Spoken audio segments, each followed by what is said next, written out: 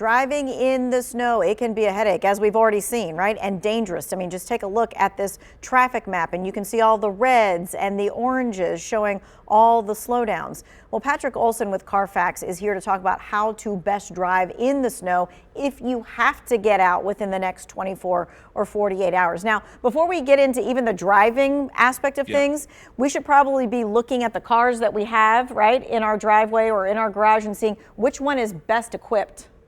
Yeah, there's a few choices you can make here. One, think about if you've got a SUV or a pickup truck and a sedan, I would go with the car that has greater ground clearance. It's less likely to get stuck in the snow. I'd also look for the car that has more gas. You know, as you look at those maps and all that red on the roadways, what that means is you can get stuck in a situation where you're there much longer than you expected. You burn through a lot of gas. So I would choose the car, if you can, that's got more gas in the tank. Okay, and so let's talk about tire pressure, because I know we talked about how sometimes the cold weather, you know, makes your tire pressure go down. If we're going to get on the road, do we need to really check that? Absolutely. I would make sure, you know, when you get in the car, almost every car that's been built in the last 10 years has a tire pressure monitoring system. So get in the car, you'll probably have to drive a little bit, you know, half a block or so for them to fire up. But definitely check that tire pressure, because what you don't want is a tire with very low pressure out on the roadways and getting even colder out there, because you're going to lose more air at the time. You can wind up with a flat tire unintentionally, and that is a disaster when you're stuck in the cold.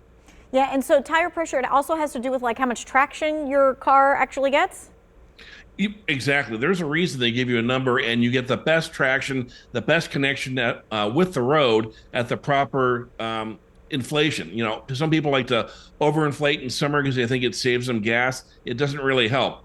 You want to make sure that your car has the connection with the road that the manufacturer intended. And so that's why it's important to keep it properly inflated. Cars that have been sitting for the last few days that have seen that plunge in temperatures may have lost 3-4 pounds per square inch of pressure. So you need to make sure that they're okay. Okay. When I talked to you earlier about like how to drive in like wet weather, you said that there's 3 things that drivers can do, but really should only be doing one of them at a time. Absolutely. So when you're driving, you can accelerate, you can brake, and you can steer. In snow and icy weather or just wet weather, pick one. If you have to turn, get your feet off the pedals. If you have to brake, keep the steering wheel pointed in the same direction. What you don't want is the back end of your car to go sliding off one way or another. If you do start to slide, turn into that slide a little bit, and that should return control of the car to you. Okay. You're always hearing people this time of year when this happens saying, oh, I'm fine on the road because I have 4-wheel drive. Right. All-wheel drive and four-wheel drive are great. They give a lot of drivers a sense of better traction on the road, but it's really only better traction when you're getting started.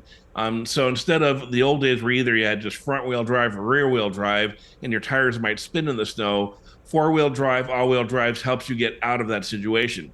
What it doesn't do, though, is help you to stop or slow down.